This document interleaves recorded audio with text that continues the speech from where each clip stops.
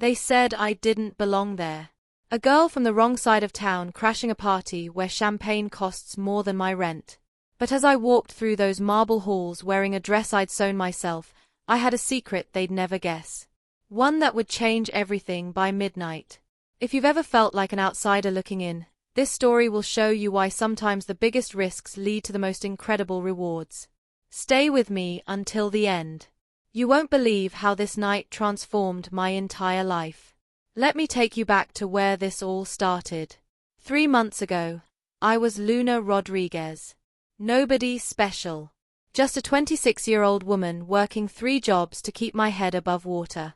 Mornings at the coffee shop, afternoons cleaning offices, and weekends doing freelance graphic design on my old laptop that took 5 minutes just to boot up. My apartment was a shoebox in the city's forgotten corner, where the rent was cheap because the walls were thin and the heating barely worked, but it was mine, and I was proud of every small victory that kept me there. Then came that Tuesday in April. I was dragging myself up the stairs after a 14-hour day when Mrs. Chen from apartment 2B stopped me. She was holding an envelope. Fancy cream paper with gold edges, the kind I'd only seen in movies. "This came to my mailbox by mistake," she said, squinting at the address. "Luna Rodriguez, apartment 3B. That's you, right?" I took the envelope, confused. My name was written in elegant calligraphy. Inside was an invitation that made my heart skip. The annual charity gala for innovation and entrepreneurship. Black tie required, RSVP requested. The address was Willowbrook Manor, the kind of place where tech billionaires and old money families gathered to write checks that could fund small countries. The date was 3 weeks away. I stared at that invitation for hours. This had to be a mistake. People like me didn't get invited to places like that. But what if this was the universe giving me a sign? You see, for 2 years, I'd been working on something in secret, an app idea that could revolutionize how small businesses connect with local customers. I'd sketched wireframes on napkins during coffee breaks, coded prototypes until 300 a.m., and dreamed of the day I could pitch it to someone who mattered. The invitation felt like destiny knocking. But there was one problem. I had exactly $47 in my checking account and no idea how to navigate that world. I made a decision that terrified me. I was going to that gala. Invitation or not. The next 3 weeks were a whirlwind of preparation. I spent every free moment researching the guest list, learning about the charity, and figuring out how to look like I belonged. I watched YouTube videos on table etiquette, practiced small talk in the mirror, and even learned the proper way to hold a champagne glass. The dress was my biggest challenge.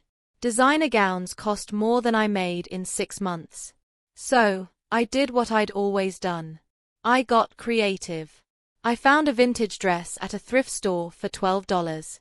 It was plain black, but the cut was perfect. I spent 2 weeks transforming it, adding delicate beadwork by hand and reshaping the neckline. When I was done, it looked like something from a high-end boutique.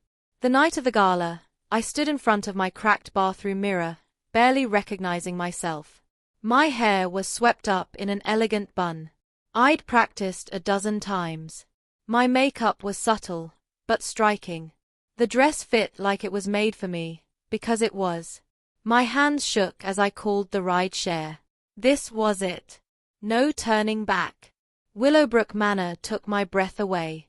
The driveway curved through manicured gardens lit by strings of golden lights. Valets and white gloves opened car doors for guests stepping out of Bentleys and Teslas. When my beat-up sedan pulled up, I saw the valet's slight hesitation, but he opened my door with the same professional smile. "Good evening, miss." "Good evening," I replied, channeling every ounce of confidence I could muster. The entrance hall was like stepping into a fairy tale. Crystal chandeliers cast rainbow patterns on marble floors. Women in designer gowns glided past, their jewelry catching the light. Men in perfectly tailored tuxedos discussed business deals over glasses of wine that probably cost more than my monthly groceries. And there I was, Luna from the wrong side of town, walking among them like I owned the place. I'd barely made it 10 steps when I heard the first whisper. "Who is she? I don't recognize her." I kept walking, my smile never wavering. The key to blending in. I'd learned from my research was to act like you had every right to be there. I picked up a champagne flute from a passing waiter and positioned myself near a group discussing sustainable technology. I listened, nodded at appropriate moments, and occasionally offered thoughtful questions that showed I understood the conversation. That's an interesting point about scalability, I said to a woman wearing what looked like a diamond necklace worth more than my annual salary. Have you considered how that might affect adoption rates in smaller markets? She looked at me with surprise, then genuine interest. You know, I hadn't thought of that angle. Are you in tech? Before I could answer, a man in an expensive suit joined our conversation. I don't believe we've met. I'm Harrison Webb, Webb Industries. Luna Rodriguez, I replied, extending my hand with confidence. I didn't feel. Rodriguez. Rodriguez. He mused. Are you related to the Rodriguez family from the pharmaceutical fortune? I smiled mysteriously. There are many Rodriguez families. It was the perfect non-answer. Let them assume what they wanted. As the night progressed, the whispers followed me. I caught fragments of conversations as I moved through the crowd. Maybe she's European nobility. I heard she's a tech entrepreneur from Silicon Valley. Someone said she's the daughter of a Mexican media mogul. Each theory was more elaborate than the last. The truth was I was just a girl with a dream and enough courage to chase it. But in that moment, I was whoever they needed me to be. The hostess of the evening, Catherine Blackwood, finally approached me. She was everything you'd expect from old money. Elegant, poised, with eyes that seemed to see everything. My dear, I don't believe I've had the pleasure. Catherine Blackwood, Luna Rodriguez, thank you for having me. Your home is breathtaking. How kind of you to say. I must admit I'm having trouble placing you. Are you connected to the foundation? This was the moment of truth. I could confess, apologize, and probably be escorted out. Or I could trust in the plan I'd been building for weeks. I'm passionate about supporting innovation in underserved communities, I said, which was completely true. I believe technology should be accessible to everyone, not just those who can afford it. Catherine's eyes lit up. How refreshing. So many people here tonight talk about charity, but don't truly understand the communities they're trying to help. Tell me more about your work. This was my opening, the moment I've been preparing for. I've been developing a platform that connects small businesses with their local communities. I began my voice growing stronger with each word. Think of it as a neighborhood ecosystem where a family bakery can compete with corporate chains where local services get discovered by people who actually need them. Catherine leaned intrigued. Go on. The current market is dominated by platforms that favor businesses with big marketing budgets. Small businesses get lost in the noise. My platform levels the playing field by using community-driven recommendations and hyper-local targeting. By now, Harrison and several others had joined our circle. I had their attention. But here's the revolutionary part. I continued, pulling out my phone to show them the prototype. The platform pays users for genuine engagement. When someone leaves a helpful review or recommends a business to their neighbor, they earn credits they can spend at local businesses. It creates a true community economy. The group was silent for a moment. Then Harrison spoke up. That's actually brilliant. Have you secured funding? This was where my story took a turn they weren't expecting. I haven't secured anything yet, I admitted. I'm not connected to any pharmaceutical fortune or tech dynasty. I'm not European nobility. I'm a girl from the East Side who works 3 jobs and built this prototype in my studio apartment. At 3 a.m., the silence stretched. I could feel the weight of their stares. I got invited to this gala by mistake. A misdirected piece of mail. I almost didn't come because I knew I didn't belong here. But then I realized something. This app isn't just about business. It's about belonging. It's about creating spaces where everyone has value, where small voices can be heard alongside loud ones. I took a breath, my heart pounding. I came here tonight because I believe in what I've built. I believe it can change how communities work, how small businesses survive, how neighbors connect. I may not have the right last name or the right address, but I have something that can't be bought, a solution to a real problem. The reaction wasn't what I expected. Instead of calling security, Catherine smiled. You crashed my party. I prefer to think of it as accepting an invitation that was meant for me, even if the universe took a roundabout way of delivering it. She laughed, a genuine, delighted sound. That's the most honest thing anyone said to me all evening. But not everyone was amused. A man I hadn't met before, wearing a scowl and an expensive watch, stepped forward. This is ridiculous, Catherine. We can't have random people wandering into private events. Who knows what her real intentions are? My intentions are exactly what I stated, I replied calmly. I'm here to share an idea that could genuinely help communities. And how do we know you're not here to steal information, to gather intelligence on the people in this room? This is a security risk. Other guests began to murmur. The magical spell of the evening was breaking and reality was creeping in. I felt the familiar sensation of being on the outside, of not belonging. But then something unexpected happened. Harrison stepped closer to my side. Actually, I'd like to hear more about this platform. The concept is sound and the execution seems thoughtful. A woman I'd spoken with earlier, Dr. Amanda Foster, nodded in agreement. The community credit system is innovative. I've been looking for investment opportunities in social impact technology. The question isn't whether she belongs here, Catherine said, her voice carrying the authority of someone used to making final decisions.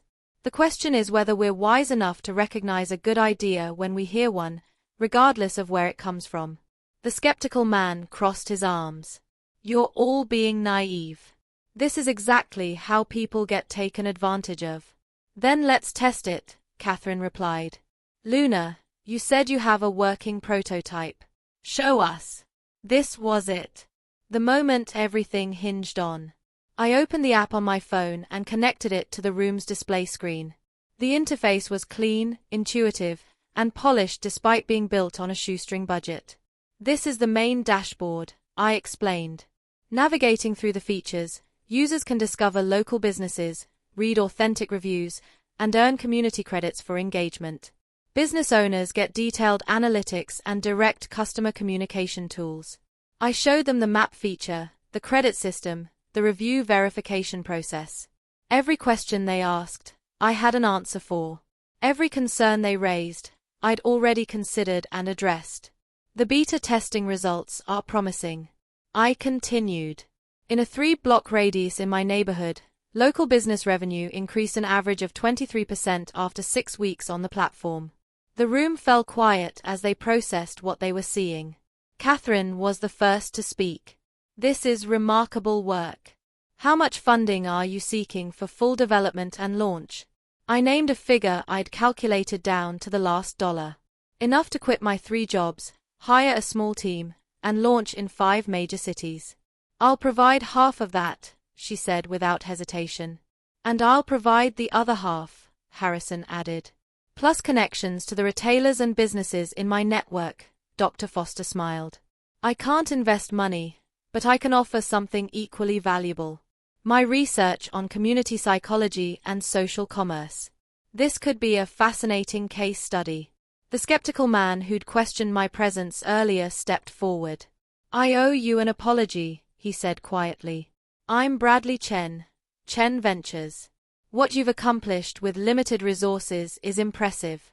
If you're open to it, I'd like to discuss strategic partnerships. The transformation was surreal. One moment I was an intruder who didn't belong. The next I was surrounded by people eager to help bring my vision to life. But the most profound moment came when Catherine pulled me aside. You said you came here because you felt like you didn't belong, she said. But you're wrong about something fundamental. Belonging isn't about having the right invitation or wearing the right dress. It's about having something valuable to contribute. She gestured to the room full of people now discussing my app with excitement. You belonged here the moment you decided to build something that could help others. The invitation was just the universe's way of getting you to realize it. As the evening wound down, I found myself exchanging contact information with people whose names I'd only seen in business magazines. 3 potential investors, 2 strategic partners, and 1 offer for office space in a prestigious downtown building. The girl who'd arrived in a thrift store dress was leaving with the foundation of a tech startup. That was exactly 1 year ago tonight. Today, Local Connect has launched in 12 cities. We've helped over 2,000 small businesses increase their revenue, and our user base is growing by 15% each month.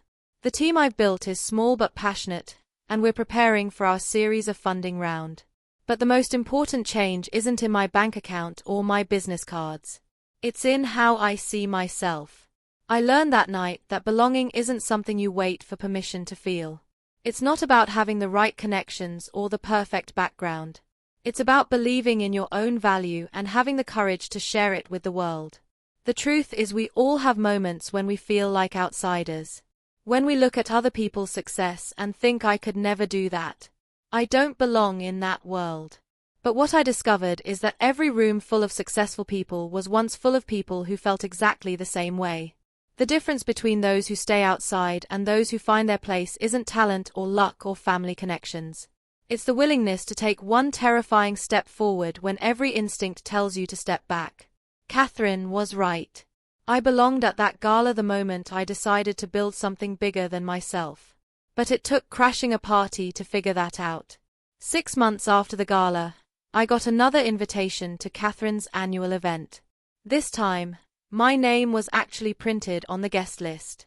But honestly, the second invitation didn't feel nearly as exciting as the first one, the one I wasn't even supposed to receive. Sometimes the best opportunities show up as mistakes. And sometimes the biggest risks lead to the most incredible rewards. In fact, some of life's greatest opportunities arrive disguised as the scariest moments. So here's a question for you. What's one risk you've been afraid to take? Share your story in the comments below. I'd love to hear it. And remember, you belong wherever your dreams take you. Hit subscribe for more stories about ordinary people doing extraordinary things. And I'll see you in the next one. That app that started as a wild idea in a tiny studio apartment? It's now helping communities across the country. And it all started with a misdirected invitation, and the courage to walk through a door that wasn't originally meant for me. Maybe it's time you walked through yours.